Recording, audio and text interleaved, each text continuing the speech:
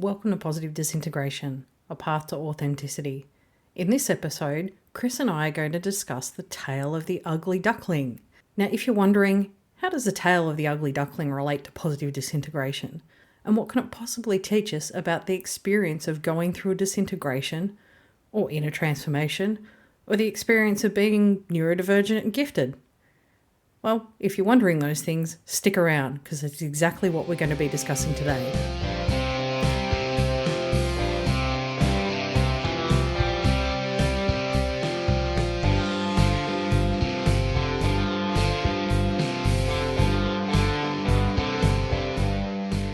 Hello listeners and welcome to Positive Disintegration. I'm your host Emma Nicholson and with me is co-host Dr. Chris Wells. Hi Chris.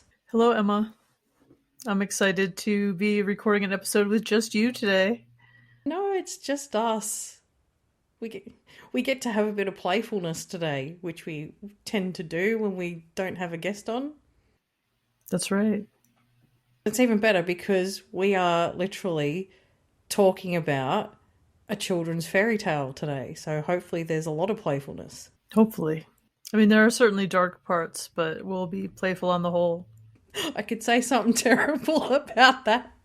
Playful on the whole. I'm going to leave it there, though. Just leave it. We've gotten off to a cracking start. A cracking start, indeed. So, for our listeners, we're actually going to talk about the tale of the ugly duckling today. And literary analysis isn't really our normal wheelhouse, but I posted about my exploration of this particular story on my blog and broke down the tale and actually looked at it through the lens of giftedness and neurodivergence and a journey of positive disintegration. Yeah, I have to admit that I had never connected that story with this experience of, discovering neurodivergence, giftedness, and having that experience of self-recognition. So yeah, I had never connected it with the ugly duckling, but it makes sense. And so I appreciate that you brought this story back into my awareness, and I'm looking forward to breaking it down with you today and talking about it in some more depth. Which is cool because this actually makes me quite excited because when I first found out about overexcitabilities, it was the exact sort of experience that I had. And this was the story that jumped into my mind, even though I hadn't gone back and read it again with that particular lens. And it's funny because I'd always wanted to do a blog post about that particular experience. And when I went back and read the tale again in full, it struck me that, holy shit, this is really a description of a disintegrative process. Like this character, this little ugly duckling, goes through a dark night of the soul and reimagines how he views himself. And none of that sort of significance jumped out at me at the time, when I originally thought about it. But going back over it's been a really good process. And I guess in doing that, it sort of highlighted for me all the connections to the experience of growing up gifted and being a bit different. I think when it's spoken about normally in, the children's fairy tale sort of common mind, it's always referenced like in movies or pop culture or whatever as being this like aesthetic thing, a tale to tell to kids when, their ears are too big and don't worry kid, you'll grow into it. And it's always been that sort of surface level thing. And I'd never sort of considered this as an inner transformation story until I kind of went back and read over it again with that lens. Yeah. I don't know. I have a lot of thoughts about this. I don't know if it's that, like, for me, it feels like all of these things were so drawn out. For me, like, I had this whole history of seeing myself as mentally ill. And so I had these diagnoses. I'd taken these medications for so many years. And I think that that's an essential difference between us, is that at least you didn't have, like, the same, like, entrenched negative beliefs. I mean, you had them, but mine were, like, attached to being on disability for many years and, like, that whole identity of being disabled. And so you know, I can relate with this story, The Ugly Duckling, but I have to admit that it doesn't have the same impact for me that it has for you. Like, I, it was so much more than just like finding my people, it felt like. And like for me, like I was just as complicit as the people outside of me. I pathologized myself. I wanted a diagnosis. Like I chose this path of being disabled somehow. And so, when I came to overexcitabilities and this gifted language, for me, it just was it was different. And so I relate with this story, but in a different way, I feel like, than you do. Like you think in analogies to a much greater extent than I do. So you're constantly like, what pop culture reference is this? Or like what can I connect this with? And for me, it's certainly a different process. And I don't know if part of it is that I'm so ignorant about pop culture or what, but that could be part of it. I mean, my son says that I'm not fun. Or he used to say that, you're not fun. Like you don't. Yeah, I mean, I am like constantly working. Yeah, I've always had that thinking analogy, like kind of lean, and I don't know why. It's just how I make sense of the world. I guess I have to match an idea with a similar idea somewhere else, and sometimes when the idea is more abstract, it actually works better. But I actually do see some sort of similarity with the story and your journey, because it's that whole concept of feeling like you're defective. And even though my feelings of defectiveness came from a different place, because, as we've talked about, I was in a relationship at one point that wasn't particularly good for me. And so I was convinced that everything that was going wrong was my fault. That somehow it was because I was broken and I couldn't manage the relationship and I couldn't manage life. And fuck, I really wish gaslighting had been a term back then, because it would have been really helpful, but it wasn't. And so when I found out about overexcitability, it helped me go, holy shit, I'm not defective. Like, this isn't all just in my head. I'm not somehow broken. And I think that's why I connected it with the story. And I know, Chris, you sort of had a slightly different experiences. At first you're like, nope, I'm comfortable with my labels and I'm not ready to get rid of them yet. But yeah, for me, that it was kind of like that lightning strike moment. This is a discovery I made when I came to the gifted world. I didn't realize what was special about the way I think or what made me gifted. Part of the problem for me in my gifted journey is that people when I was young were like, you're so gifted, like you're so talented, you have such a great mind, like things that people would say to me. And I was like, what does that even mean? Like, what is my talent? Like, I had no idea what it was that made me special. And it wasn't until I discovered the theory and discovered that first chapter from Michael, where he was talking about emotional giftedness. And I was like, oh my God, like, this is my talent. This is my talent, but it had nothing to do with my IQ or what I could do on a test.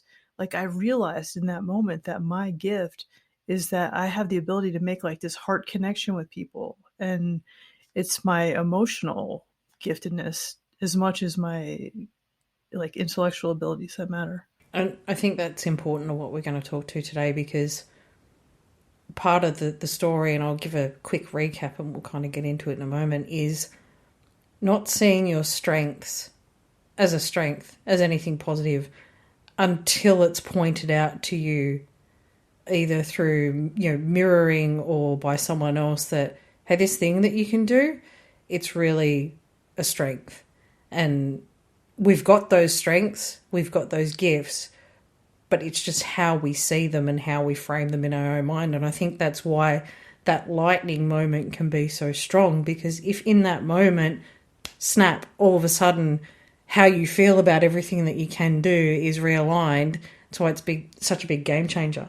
It's such a game changer. I mean, we've already gotten like feedback from people saying that they hear the podcast and it's given them that same experience. And I think that that's one of the most special things about doing this and sharing our stories, is that other people see themselves and they feel seen by what we're talking about. And so I'm happy that we're doing this episode because I know that this has such meaning for you, and I'm excited about it because you're excited about it. And I think that this will be a great vehicle to talk about these experiences.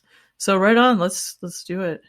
I thought I'd start with a quick recap of what the story is. We're going to put a link in the show notes so that people can go off and read the original version by Hans Christian Andersen, which is important. You don't want like the Disney retelling or anything like that because they're going to cut out all the awful bits. At a very high level, the recap is there's this little bird who is hatched in a duck's nest. And as we all know, he's not actually a duck, he's a swan, but he doesn't know that and his mother doesn't know that. And initially life for him in the farm where he grows up is quite difficult because he obviously is different from the other ducklings. However, interestingly enough, his mother doesn't think too much of it because when she gets him in the water, well, he swims really well. She comments that he's such a strong swimmer, actually maybe even better than the other ducklings. So she's not so worried about the fact that he looks a bit different, but the other animals in the farmyard are quite cruel to him, and he gets made fun of and he gets kicked around and he gets bullied even by his own siblings. And after enough of this bullying, he decides to leave, so he runs away from the farm. And he has some experiences with other birds out in the wild, particularly a pair of geese that he comes across. And I like to call them the wild geeks because, sometimes when you're gifted, you think you find your tribe, but you're not quite there yet. Maybe you're poking around in fandoms and whatever. But he finds these geese who say, yeah, it's all right, come along with us, you'll fit right in. But as he's having that conversation, a bunch of hunters start opening fire, and the geese get shot, and he hides under his wing and sits really still. And the hunting dog comes along and goes right past him. The moment that stands out for me there is he says, oh, thank goodness I'm so ugly that not even the dog will bother to stop and bite me. And that's where you were talking about, your gifts and finally realising that they are gifts. Sometimes we've got these strengths. He doesn't realise it because he's grey, he's camouflaged and the dog doesn't see him, but he just thinks it's because he's so ugly and he sees it as a negative. He goes along and ends up finding refuge in a farmhouse with an old lady and a hen and a cat. But they question his worth. I'm like, well, can you lay eggs like the hen? Can you purr like the cat? And because he doesn't conform to their ideas of like productivity, of what being a good member of the house is, they sort of shun him to the side and they don't really understand him. And when he sort of expresses to them this wish to go swimming and get in the water, they're like, don't be crazy. Like, why would you want to do a thing like that? Why can't you just learn to lay an egg? So he doesn't fit in there either. And for me, that kind of stood out as a parallel to the workplace. So after he leaves the farmhouse, he goes out and he actually sees a flock of swans and they're migrating for the winter. And he doesn't understand why, but it raises such feelings in him and he just wants to be with these beautiful, magnificent birds. He doesn't understand it yet of why that's calling to him so strongly. But he's too little to migrate. He gets stuck there for the winter, ends up getting frozen in a pond, the poor little thing, and a farmer comes and saves him. When he goes into the farmhouse, the children there try to play with him, but because he's never experienced kindness or love, he thinks that they're trying to hurt him. And so he's got this trauma sitting with him now, in which he can't recognise love or kindness when he comes across it. He runs away again, suffers through the winter and goes through so much misery that even when spring comes back, his happiness can't come back. He's been through so much and all he's known in life is misery. And he gets to a point where he basically gives up on life. He sees these swans on the lake swimming towards him and he's like, you know what, these birds are going to attack me because I'm so damn ugly. And at that point he doesn't care. When he bows his head to look in the water, what a lot of people don't realise is in the original tale, he bows his head waiting for death. He's like, you know what, I'd rather be pecked to death by these beautiful birds than be kicked around the farmhouse or told that I'm no good or bullied or harassed or go through another winter like that one. So he's been through a dark night of the soul, and as he's bowing his head to accept the inevitable fate, that's when he sees his reflection in the water and he realizes that he is a swan. After that, the swans welcome him to the flock. He realizes they're not coming to attack him at all, they're coming to greet him, and he finds his happily ever after. And the last line of the tale is him saying, I never dreamed there could be this much happiness when I was the ugly duckling. And he felt glad that he'd been through his trauma and his suffering because now he had a new appreciation of happiness. I was just writing a note to myself because I'm like, what did you just say? I never dreamed there could be like this much happiness, right? That's how I feel now.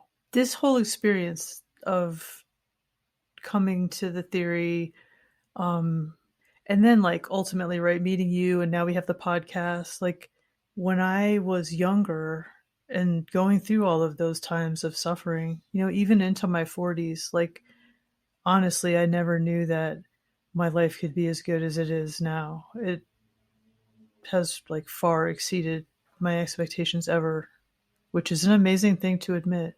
And I realize there's a huge amount of privilege along with that. I'm in the same boat. I even on my blog a few times I've said one thing I never expected was to actually find this level of joy in my life. Like, not that everything's rosy, but compared to how I used to feel about myself. And it's not that my life was, like, it's been through some horrible bits, but it's not that life was always terrible. But even when it was good, I couldn't feel good about it because I had this very negative perception about myself. And now I'm starting to shed that. Like, I can look at life through a different lens and it seems all the more happier. Not that I've won lotto or anything, I'm just still living my normal life, but my appreciation of it is a lot better. Yeah, I feel the same way. And I think that another thing that makes life so good right now is that I have relationships in my life that are so satisfying and also exceed my expectations on what I ever thought that I'd find in other people and connect with. When you spend so much of your life feeling different and alone and broken, it's kind of miraculous to find people and be able to have that huge lens shift away from there's something wrong with me to like, oh, I can actually learn to appreciate and love who I am. And I see myself in these other people who are so amazing and wonderful. And like, wow, I wouldn't be in their lives if I didn't I wasn't bringing something to the table there. Like, I must not be too bad. I think that's one of the reasons why when I talk about the story, I like to call the duckling, not the ugly duckling, because I like to move it away from the aesthetic thing, but I call him the aesthetically defective duck, because that's really the crux of this whole feeling like you're not fitting in, being told continually that you don't fit or you're not good enough. It's that feeling of brokenness. It's not so much that this little bird feels like he's just not good looking. He literally feels like he is some sort of defective duck. Like there's something broken and wrong with him, and that trauma follows him through his other experiences. Like when he finally does find a place where he can feel love, he rejects it because he doesn't recognize it.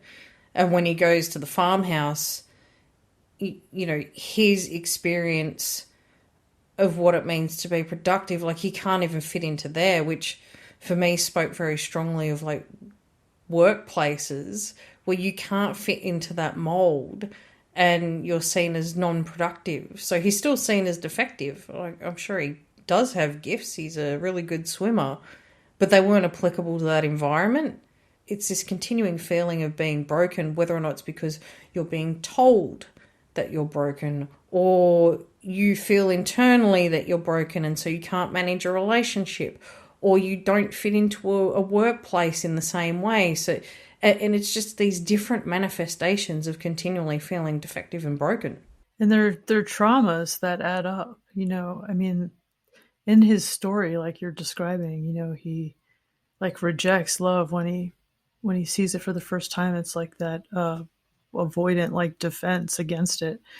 And so, I'm thinking of Jen's podcast, Conversations on Gifted Trauma, and how when you have this experience, you have like a lifetime of microaggressions as a gifted person where people are always trying to like put you in your place or cut you down to size, that like tall poppy syndrome.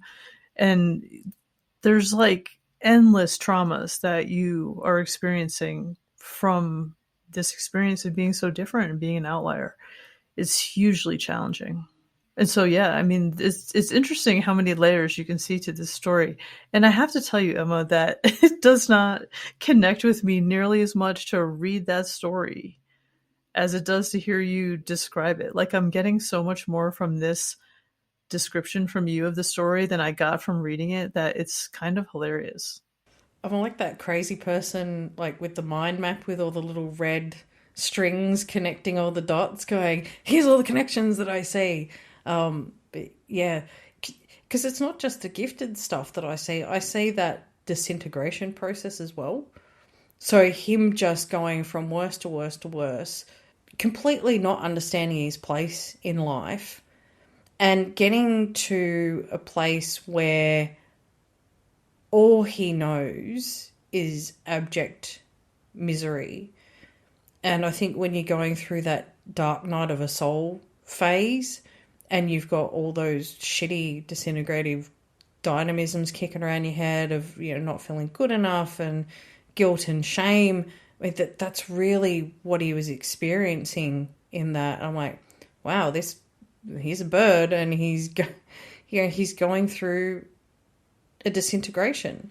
And on the other end of that, because he finally understands his place, he has the labels to put on himself.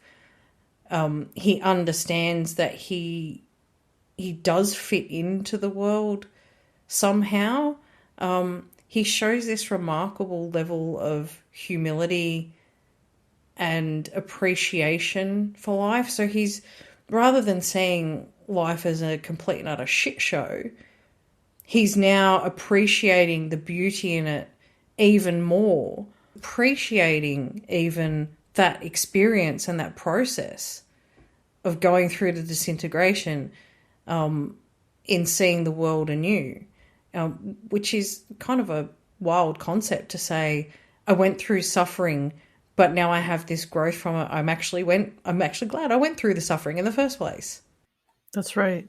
You just made me think of a quote from Personality Shaping about where he says, like, suffering, if experienced correctly, can lead to growth. I don't remember the exact quote right now, but it's interesting because that's something that Dąbrowski made clear in Personality Shaping. At least that's obviously the one that's coming to mind right now. That like not all suffering has the same outcomes or the same impact. If you're suffering and that suffering is imposed on you, if you're not making some kind of meaning from it, it's a different experience. Like, but what we're seeing with this story in our own lives is that suffering, it makes you more sensitive to other people. It leads to the growth of empathy. It leads to the growth of your own like empathy toward yourself. It's something that, that's so much of the transformation that you go through, like that the suffering is what's actually like causing the expansion of your heart. But it's not growthful for everybody to suffer. I'm thinking of people and, who've been through significant traumas. It hasn't helped them develop. If you remain stuck, if you aren't able to examine yourself, if you can't reflect on your actions and wonder what your place is in them, then you're not going to grow from it. Growth is not automatic. It takes work. And that's something that Michael makes clear in his work, is that it's the work of inner transformation. It's not something that's automatic. It's something that you make happen. And that's why, when you reach personality, it's self-chosen and self-created. It's hard won. Yeah, you were talking about that empathy component, and that's a thing that stood out to me, and it was just one line in that story. So it's not that he just appreciated his place of where he was. He seemed to shed the resentment. This one line says, being born in a duck farm doesn't matter if only you're born from a swan's egg. And it's almost like, he wasn't, curse those ducks, I hate them. He wasn't bitter or resentful toward it. It's like, you know what? None of that matters. Because now I know I'm a swan, I know where I fit in, my life is good now, and I don't have to hold on to that pain and that resentment anymore. Yeah. It's interesting because, in the book work that I've been doing, I'm working on writing this book, and the way that I've changed my story, I used to think about myself and my past in a completely different way than I do now, right? Now that I don't understand myself as having a history of mental illness, and now that I realize that I have this other lens and framework of positive disintegration to look at it, I have a different story. It's a very powerful thing to go through positive disintegration. Another thing that I've been working on is, well, you're calling them quote collages, right? So I've been sharing these retrieval documents with you, and one of the ones that I was reading, it was all the times that Michael used the word disintegration in his work. So they start in the 1970s and they, come to the present. I stopped it with his paper from 2017, so I need to update it over the past 6 years. But it led to questions between us. And Michael's like, so there's a lot of things that we don't know about disintegration yet. There's no one onset for it. Like, disintegration can happen at any time, at any age. Like, children go through disintegration. People who are old go through disintegration. It can happen anytime. And it doesn't just happen once, Like, when you look at my story, I went through many disintegrations over a decade, For me, it was like 1989 to 1999, full of disintegrations. And then the next decade meant fewer, and then I have different patterns now in my 40s. But there's so much we don't know about disintegration. Like, we don't know much about shifting from unilevel disintegration to multi-level disintegration. There's just still so many questions. So everybody who comes to this has their own individual experience of it. So when we can have a story like this that you're sharing in this episode, it's cool because, anytime that we have kind of like a guidepost to what it looks like that people can see themselves in, I think it's really useful. And we don't have nearly enough of them for the theory. To your point of what you were saying about kids, both you and I went through disintegrative dynamisms quite young. And we don't, it's horrible to think that a child would go through some sort of disintegration. It's awful to think that anyone that young could be feeling that level of pain. But the point is that it happens. And the good thing about this particular story is, it's not an adult novel. It's not an R-rated movie. Like, you can give this to children and hopefully talk to them about their experiences, whether it's or not it's because they're going through some sort of disintegrative dynamism, or because they're gifted, or because they're neurodivergent and they're not feeling like they're fitting in. That I think that's one reason why I got really excited about this particular story, because it's so widely applicable. Not only that, but when you say The Tale of the Ugly Duckling, it's not like some obscure book that no one's ever read. Like, most people have heard a version of this thing, and even when you go off and read it, it's only a few minutes to read it. It's short and it's concise and it's widely known and it's very accessible. So that's really what was exciting to me about the whole discovery of this. Right. Yes. I know that is an important aspect of this too. And now you're making me think of the notes that I took before we got started, because, we've set the stage here for the connection with this story with giftedness and neurodivergence. But I know that the experience of discovering overexcitability for both of us was huge. And in that moment of discovery is like the first bit, right? Where you're like, oh, I have found like the words to describe this phenomenon that I experience. Holy crap. And then you have that recognition in yourself. It's kind of a three-part process, the way I see it. And I touched on this in one of the videos that I did, but there's three elements to this. And first of all, you got to know what a swan is. So for the ugly duckling, if he didn't see those other swans or realise there was some other bird that looked like this and he'd seen his reflection, he wouldn't have had any context. He would have gone, oh, I look different to what I remember, but it wouldn't have triggered to him that he was a swan. So he has to actually have a concept of what a swan is, that there are other birds that look like this. Then he has to actually see himself in the water because he's seen swans before, but he didn't put two and two together that he was one of the group. So he has to know what a swan is. He has to see himself as a swan. And then the third part of that is finding community. And before we started recording, we were talking about this, and I said, look, if you had some label like ADHD, but there was no one else in the entire world that had that label, like if you know you're a swan and you see yourself as a swan and you know everything about that, but you can't find any other swans to flock with, it's still going to be a lonely place to sit. So for him, that was also part of the journey, was finding his place among a community of birds who were like him.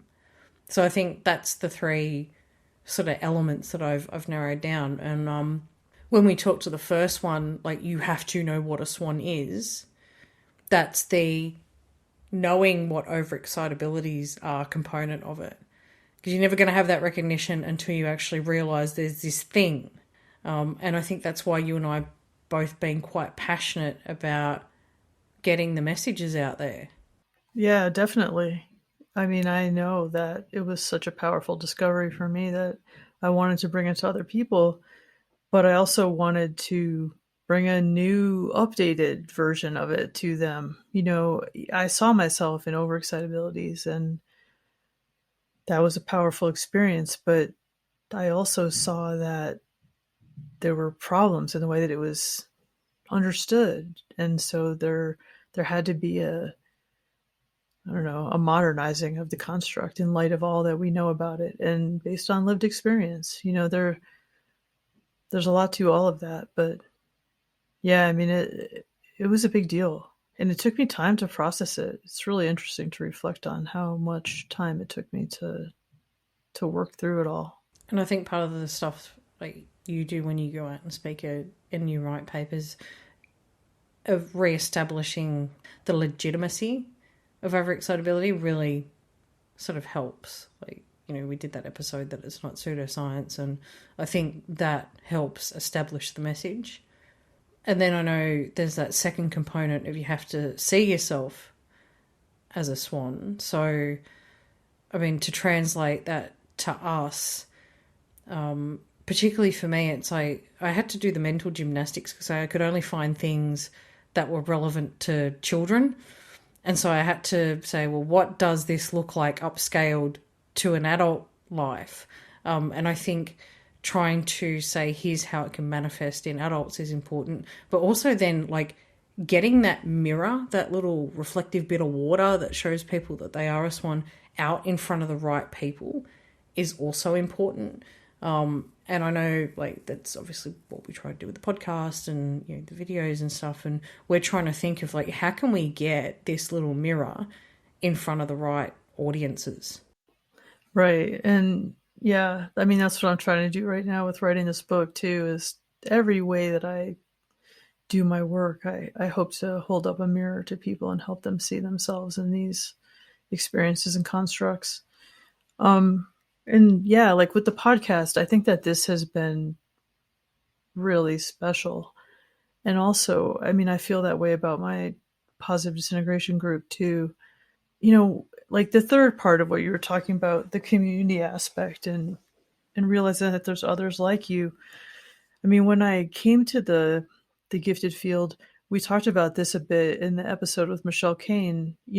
I felt so warmly welcomed in the gifted world, and I just could see that people understood what I was talking about. And that was amazing. I had never had that experience of people being like, oh, yeah.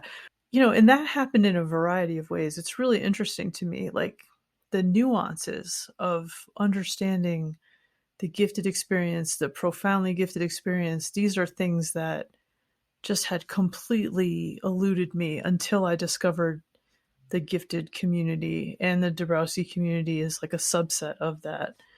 But now in my work, a big part of what I'm trying to do with the Dąbrowski Center, as you know, is to build community for people to know that we are sharing this knowledge with them and this information, and we're creating like a place where it's safe for them to be authentic and to share and be vulnerable. These are sensitive people. We know that because we are too.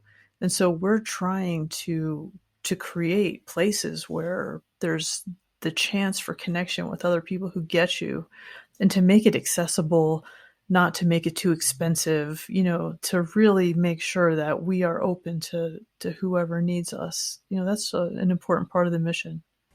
Absolutely. That was why I started doing videos in the first place, even when I didn't know what the hell I was doing. And I just got to a point, I'm like, fuck it, I have to try, because I can't be the only person out there like working a 9-to-5 job, doing the average Joe thing, not being an academic who could benefit from this information. So I'm like, well, I'll just make my own clumsy attempt at trying to explain this stuff to other people in a place where they can find it. That accessibility thing's really important, because we've got to get it out of the spheres of academia and also of gifted education. I hate to say it, but like there's limited scope there, and particularly with adults, gift education days are well behind us. And I really see the applicable place being in the mental health sphere, where people, maybe they forgot they're gifted. They don't identify with that label anymore. Maybe they're struggling. Like, if you were feeling all these like disintegrative dynamisms, and you've got forms of depression and anxiety that you don't fully understand, and you always feel different and like you can't fit in, what are you Googling on the internet? It damn well isn't gifted education. It's fucking mental health. Like that's the places where people are looking when they're struggling. And for me, that's a really important place that we've got to try and kick the door down somehow and get our foot in there, because all we've got to do is hang our mirror up there alongside the other ones, and hopefully people are going to look into that and see themselves and see that little swan staring back at them and say, holy shit, and have that same fucking lightning moment that you and I had. That's what I want to share with people, and that's why I think, getting in the right communities, getting in the right spaces with that mirror is drastically important. Well, I agree completely that it is important, but it's a challenge because, the theory has lived in the field of gifted education for such a long time that part of what we have to do now is encourage people to do research that brings it into these other fields. And I want to do that myself. I have my own research agenda or publishing agenda in the academic world in the future. But also, one of the things that I am very passionate about at this point is trying to figure out how we can extend what we're calling gifted education is really, or should be, bigger than gifted education. We don't have a gifted field in mental health. There is no like gifted subset of psychology. There's people who study intelligence. That's not the same thing, And so in a way, I think that we're tasked with creating a field of adult giftedness. And I know that other people are also working in this area. Maggie Brown is an example of someone who I know is very passionate about giftedness and mental health, throughout the lifespan. And so there are plenty of other people doing this work. We know that we're not the only ones. It's just that, we're lacking so many essential elements of making a legitimate field of what we're talking about. It's interesting to me because, like, part of what we need to do is kind of have solidarity to come together and say, okay, we're representing the experience of being gifted adults. We deserve our own field. There's no endowed chair for studying gifted adults. There's no academic specialty in studying gifted adults or giftedness throughout the whole lifespan. There's only the study of gifted children. And so people in the field of gifted education are constantly invalidating the experience of being gifted and saying, well, this is just a label for services. It's not a meaningful difference. Well, it is a meaningful difference.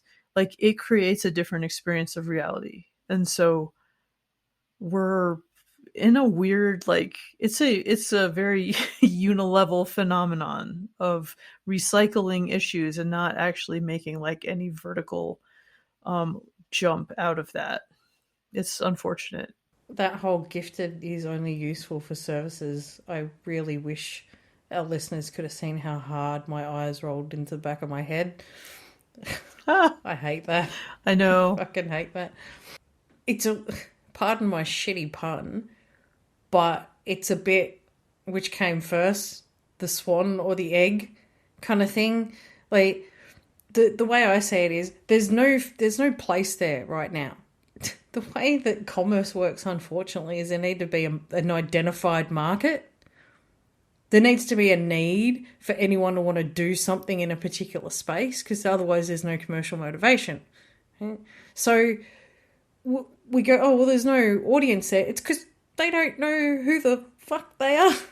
Like, so we've got this real problem of we're going to have to shake, like, gifted people and gifted adults and overexcitable people, like, out of the woodwork first. People experiencing positive disintegration, we're going to have to shake the tree and find them. But it's problematic because they don't know who they are. They're going through these things, but they don't know what the experience is, or they don't have the words to put around it. And I see this as, we're looking for needles in an 8 billion person human haystack.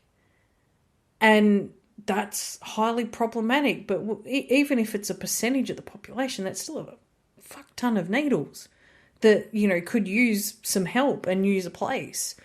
So it's not like if we found the people, there wouldn't be a market. But at the moment, we don't know who those people are. They don't know who they are. And so arguably there's no market. Like, we know they're there, but we just can't identify who it is. And so we have to get that mirror, like, which is like the needle magnet, in as many places as humanly possible, and unfortunately convince people of the need to have it there. Convince people of the need to talk about overexcitabilities and to talk about giftedness and to talk about positive disintegration when we haven't yet identified the people who it is that we're trying to talk to. It's a pretty fucked up scenario. Yeah, well, and it's made complicated by the fact that people are like repelled by the word gifted, and so, or they just like reject it. I see very often people who are gifted are like, oh, that's just an elitist term. Like, that's not me. Well, it's because there's such misunderstanding around what it means. Like, these are real problems that we're facing, but we're doing the best we can to hold up this mirror.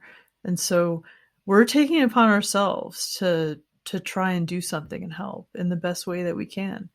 And I think that was a huge part of our motivation for doing the podcast. Yeah, I think it's a huge motivation for everything we do, really. Yeah, it's true. We've had that ugly duckling moment. We've seen ourselves in the water. We know how powerful it is. And all we want to do is just share that with as many people as we can, because we know the happiness of being a swan. Like, we were ugly ducklings once too, and we know, as he says, I never thought there could be this much happiness when I was the ugly duckling. It's like, we can see the other side of that journey, and how much a difference it makes. And we know there's got to be other little cygnets running around out there thinking they're defective little ducks, trying their best to quack and wondering why they're not doing it successfully and what the hell's wrong with my big long neck. There's nothing wrong with it. You're just a swan. It's cool, but that we know the power of that message. That's exactly why we want to get it out there. We do.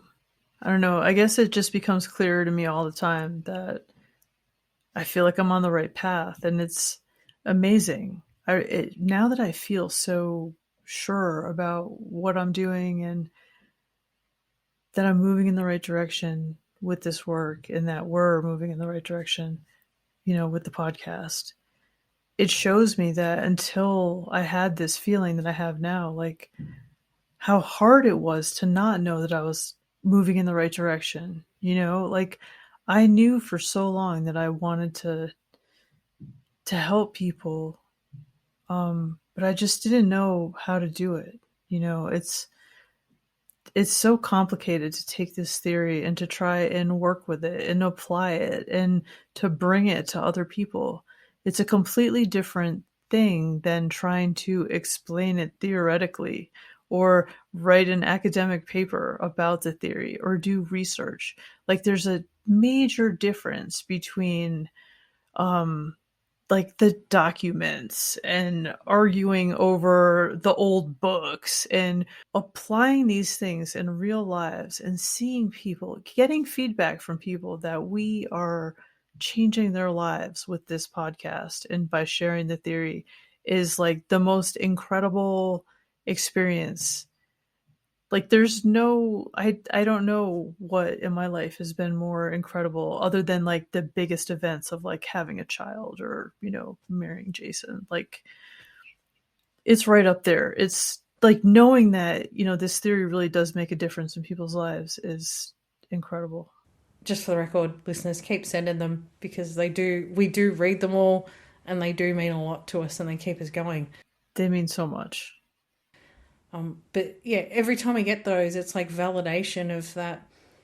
And I'm going to go back to the story again because like my mind's still in analogy mode. But that moment the little duckling has when he looks up and he sees a flock of swans migrating, and he just feels this thing in his guts that this absolute pure joy at seeing these beautiful birds flying. Before you even get into doing this stuff, you're like, I know in my gut, how helpful this theory has been.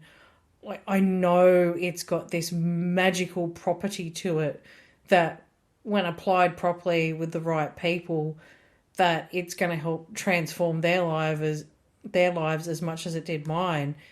And you're just like, right, okay, so how do I do that again? Like, and it's a bit of a test and learn kind of exercise, but I think if you trust in that power of the theory, like, then eventually it'll kind of come out in the wash. And because trying to simplify this stuff, as you sort of alluded to, it's not the same as doing academic papers and stuff. And I think we're kind of like treading into new ground a little bit, which we sort of said. So we're going to fuck it up every now and then. We're not going to get it right. But the more people tell us like, oh, that made a difference and it really made sense, the more you're like, oh, okay, maybe this idea wasn't as crazy as it first sounded when I sort of said it to myself. I agree. I mean, I think that what it can be missing at times is giving each other grace, and realizing that we're all human and fallible. We're never going to get it perfectly all the time, but we have a lot of heart and we're trying to do the right thing and help people. And I think that is what matters at the end of the day. And I know that a lot of people agree. You're either stuck in this place where, and I've said this to you a couple of times, like I sometimes feel like I don't know what the hell I'm doing and I don't know enough about the theory, but what do I do? Like, wait for 15 years until I think I'm at a place of knowledgeable perfection, which is a load of bullshit anyway, before I start trying to get things out there and make content and try and help people? Or do I just do it and then accept for the fact that I'm going to stuff things up, I'm going to get things wrong, I'm going to have to correct myself, and that's part of my learning journey as well. And, any time that you get carrots and sticks, sometimes people say, well, that was rubbish. Sometimes I even go back and read my own blogs and go, well, that was a bit shit, I need to fix that up. But, as you said, it's giving yourself grace to say that I'm going to make mistakes, but this can't wait. It's too important. And that's what keeps me focused on it and keeps my embarrassment at bay a lot of times with, sharing personal things or, worrying too much about, whether or not I've really got a handle on this part of the theory, is that if there's people out there suffering and struggling and we don't do something now, like that's, in a way, that's back on us, because we're sitting on this tool that can help people, and our fear of stuffing up, our fear of being like ridiculed or nitpicked at or any of that stuff has to come second to the bigger picture and bigger goal of helping people who are suffering today. Because I've been in that shit fucked up dark hole of suffering. I've been like that little swan bowing his head and going, you know what, I've had enough of life. It's shit. I cannot handle another winter. And I understand the urgency of the problem. So, people can criticize me all they want, but it's not going to stop me because there's too many swans out there. I agree. And I think that it's important to remember that we're not always going to agree with everything other people say who study the theory or work with it. We're going to we all have come from different values and we all have different perspectives. And the most important thing is to have grace with each other and realize that we have the common goal of helping people. And if that's not your goal, then maybe you should rethink why you're dealing with the theory and maybe, ask yourself some tough questions. Absolutely. And always bear in mind that the more perspectives are coming at a thing, like the more angles we can view a complicated thing from, the better. The more richness it adds to our understanding overall of a thing. Because if we're all just looking at things from one perspective or one angle, we may as well be looking through a bloody keyhole. That's right. I know you're thinking about your tiger. Yeah. Yeah, we'll have to link to that. So if anyone doesn't know what the tiger is, I just recommend that rather than looking from one side of the cage, go around all sides of the cage and view the tiger from multiple angles. And yeah, we'll put a link and you'll figure out what that's about. Speaking of perspective, I guess that's our perspective on the Ugly Duckling and what it, the experiences that it talks to and what it can tell us about discovering the theory. Yeah, I'm really glad that you wanted to do this. I mean, I wasn't sure how it was going to go, but it's been really interesting, and there's so many more layers to the story than I really realized. I honestly, you really brought it to life, so I appreciate that. And I've had feedback from some people that we should do more episodes, just the two of us, and it is fun to sometimes not have a guest. It just feels it's like less pressure. Yeah, I can say the word fuck as many times as I like and not have to worry about offending someone. It's great. No, that's right. No, it was good. I'm glad we got a chance to talk about this because, as you know, I've been quite passionate about it.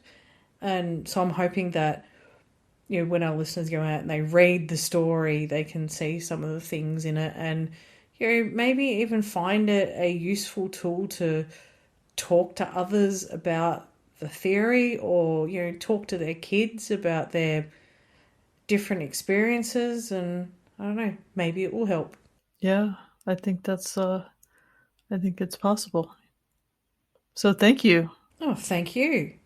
Always a pleasure, but today was extra fun. Agreed. Thank you. And thank you to you two listeners. We always appreciate you coming along the journey with us, and we'll be interested to hear your thoughts and feedback on how you find the story of the Ugly Duckling. Positive Disintegration podcast is funded by the Dąbrowski Centre. If you like what you've heard, please consider donating through the link in the show notes. And if you're listening to us on Apple or Spotify, give us a rating or leave a review. If you want to get in touch with us, you can email positivedisintegration.pod@gmail.com or find us on Twitter or Instagram. And until next time, keep walking the path to your authentic self.